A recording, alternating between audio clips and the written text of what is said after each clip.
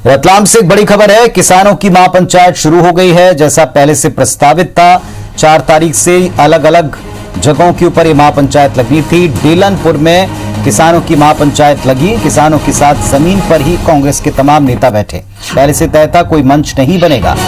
कृषि कानून के खिलाफ किसानों की महापंचायत की शुरुआत कांग्रेस पार्टी ने एक बार फिर की है। इस महापंचायत में पूर्व सीएम और वर्तमान राज्यसभा सांसद दिग्विजय सिंह, अरुण यादव शामिल हुए हैं। कांतिलाल भूरिया भी किसान महापंचायत में शामिल हुए हैं। हिंदुस्तान के अंदर जो सरकारी मंडी और दीपक यादव इस वक्त हमारे सहयोगी हमारे साथ में जुटे हैं। दीपक, एक बार फिर से महापंचायत का आयोजन और एक बार फिर किसानों के साथ लामबंद होने की कोशिश है। किस तरह का आयोजन है और क्या इससे वहां अभी आपको निकलता दिख रहा है? क्या किसान इसके साथ जुड़ पा रहे हैं इस महापंचायत के साथ?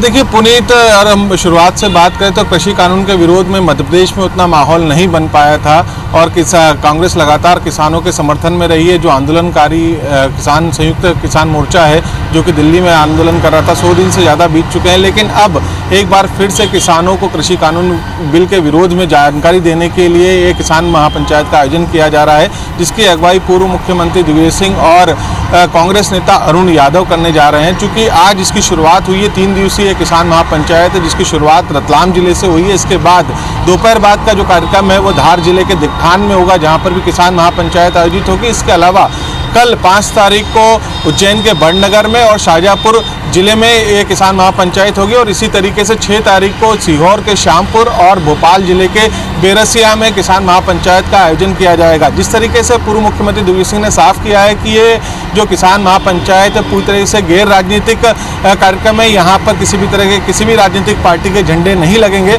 चूँकि अरुण यादव किसान नेता हैं, अलग कांग्रेस जो किसान यूनियन के नेता हैं महाराष्ट्र से, राजस्थान से और अन्य प्रदेशों के किसान नेता यहाँ पर अलग अलग जगह पर किसान पंचायत को संबोधित करेंगे। तो एक तरीके से कहा जाए कि कृषि बिल के विरोध में किसानों को लामबंद करने की ये कोशिश कांग्रेस की तरफ से की जा रही है। हालांकि इसका नाम जरूर इस पे साफ तौर पर कांग्रेस इसका श्रेय नहीं ले रही है। कांग्रेस का ये कहना है कि ये पूरी तरीके से गैर राजनीतिक कार्यक्रम है और जो कि केवल किसानों के लिए है। लेकिन जो नेता इसकी अगुवाई कर रहे हैं वो साफ बताता है कि कांग्रेस इसके पीछे है और इसी वजह से 3 दिनों की ये किसान पंचायत हो रही है आयोजित। आज जिस तरीके से रतलाम में किसान महापंचायत का आयोजन किया जा रहा है, जिसमें कि किसानों की संख्या अच्छी खासी रही है, एकजुट हुए हैं किसान। इसके अलावा धार जिले में भी इसी तरीके का कार्यक्रम अब देखना होगा कि इस किसान महापंचायत का कितना असर होता है। लेकिन अगर हम शुरुआत से लेकर अभी तक की बात करें तो मध्य प्रदेश में जो माहौल कांग्रेस चाह रही थी कि कांग्रेस एक जो किसान है पूरी तरीके से लामबंद हो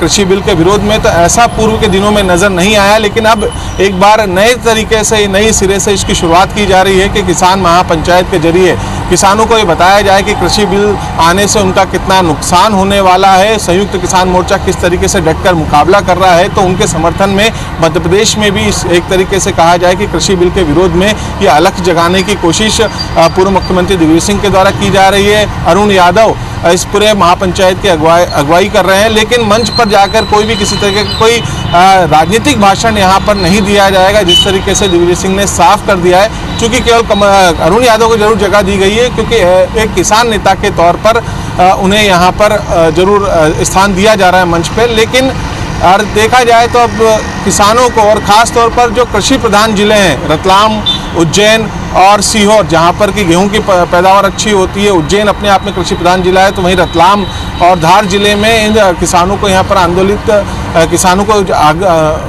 आंदोलित करने की यहाँ पर किसान पंचायत के जरिए कोशिश की जा रही है।